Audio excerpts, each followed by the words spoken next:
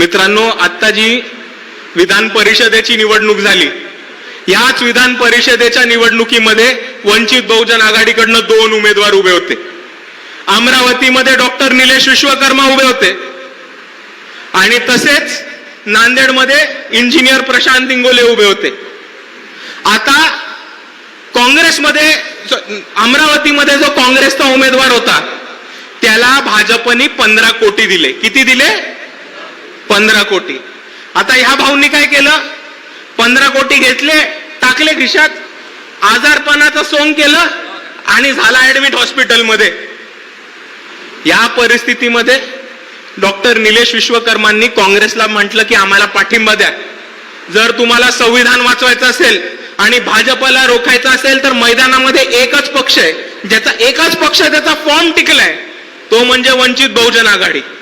पण तरीही काँग्रेसनी वंचित बहुजन आघाडीला पाठिंबा दिला नाही आणि काँग्रेसच्या तमाम नगरसेवकांनी जाऊन भाजपला मत देऊन भाजपचा आमदार निवडून आणण्याचं काम हे अमरावतीमध्ये केलंय. जर आपण बघितलं नांदेडमध्ये काय परिस्थिती झाली, तर नांदेडमध्ये उबाटात काँग्रेसचा उमेदवार नव्हता, उबाटाचा कृष्णा पाटील नावाचा उमेदवार होता. कृष्णा पाटील जे उबाटाचे उमेदवार होते त्यांचे वडील हे हिंगोलीचे खासदार आहेत आणि निवडणूक चालू असताना त्या 6 खासदारांपैकी ते एक होते जे शिंदे सेनेत गेले. आता काँग्रेसला माहिती आहे की जो उबाटाचा उमेदवार आहे त्याचा बाप हा शिंदेमध्ये गेलाय, पोरगा किती दिवस टिकेल कोणाला काय शाश्वती नाही. या परिस्थितीमध्ये प्रशांत इंगोलेंनी जाऊन म्हटलं की उबाटाचा उमेदवार हा शिंदे सेनेमध्ये जाणार आहे.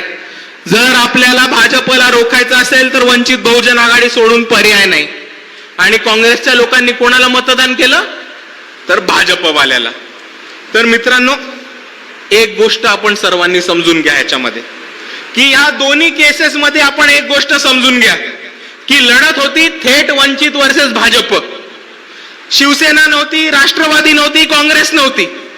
थेट भाजप वर्सेस काँग्रेस लढत असताना सुद्धा काँग्रेसवाले वंचित बहुजन आघाडीचा पर्याय स्वीकारत नाहीत आणि काँग्रेसवाले हे भाजपच्या मागे जातात.